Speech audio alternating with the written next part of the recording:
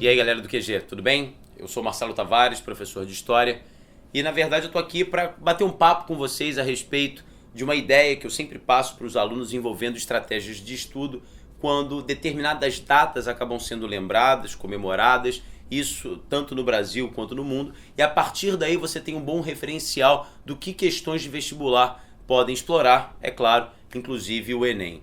A data que eu trago para vocês hoje, falando, claro, de um aniversário redondo, 70 anos, seria o fim da Segunda Guerra Mundial, notadamente no ano de 45, 6 e 9 de agosto de 1945, a questão relacionada ao lançamento das bombas atômicas sobre Hiroshima e depois sobre Nagasaki, no Japão. Bom, eu queria que vocês criassem a partir dessa ideia, a partir dessa data marcante, uma estratégia de estudo, é o que eu aconselho sempre para os alunos. 1945 foi o momento em que Hitler acaba sendo cercado por todos os lados no seu bunker de Berlim. Do leste europeu vinha o Exército Vermelho, sob o comando de vários generais marcantes, mas sob a chefia de Joseph Stalin, varrendo o leste europeu do domínio nazista e garantindo essas áreas do leste europeu como áreas agora satélites da União Soviética. E do lado ocidental, Estados Unidos, Inglaterra, Canadá, França libertada depois do dia D, junho de 1944. Então Hitler acabaria sendo cercado no bunker de Berlim pelas duas forças.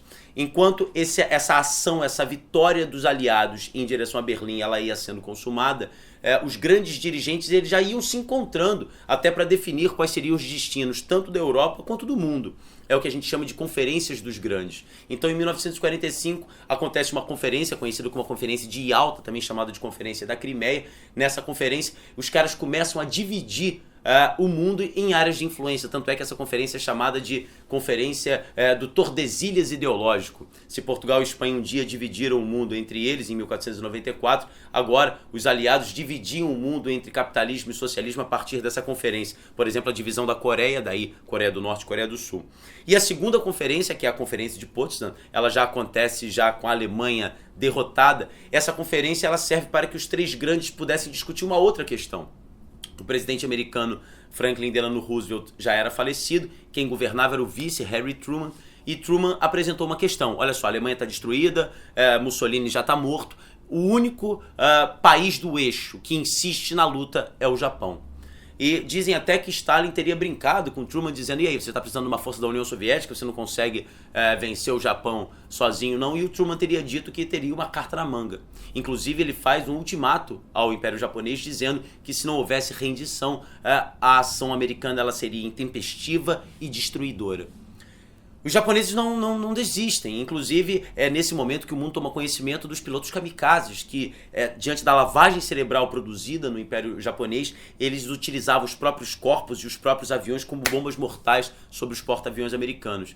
Então, diante dessa situação, o governo americano opta por se utilizar das recentes descobertas de físicos, de químicos, num projeto conhecido como Projeto Manhattan, que seria a criação de uma bomba e que ficaria conhecida como a bomba atômica, e pela primeira e única vez na história da humanidade, armamentos atômicos seriam utilizados para destruição de alvos civis numa guerra.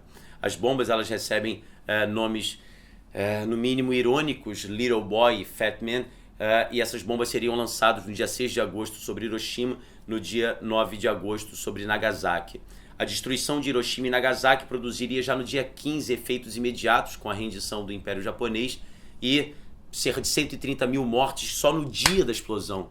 E depois, pelos efeitos da radiação, queimaduras, dores insuportáveis e questões envolvendo mudanças no código genético, mudanças, deformações dos descendentes. Enfim, é fundamental que nós lembremos do que aconteceu nos dias 6 e 9 de agosto, até para que nós possamos reproduzir o que foi a destruição de Hiroshima e Nagasaki, porque vai chegar um dia que gerações futuras vão olhar e não vão acreditar que um dia homens foram capazes de produzir, principalmente de utilizar um arsenal, um armamento tão destruidor, absurdamente destruidor sobre alvos civis. É importante que a gente lembre dessa data e que consiga reproduzir a importância dessa lembrança. Tá bom? Eu espero que eu tenha ajudado vocês aí para mais uma dica de estudo. Um grande abraço.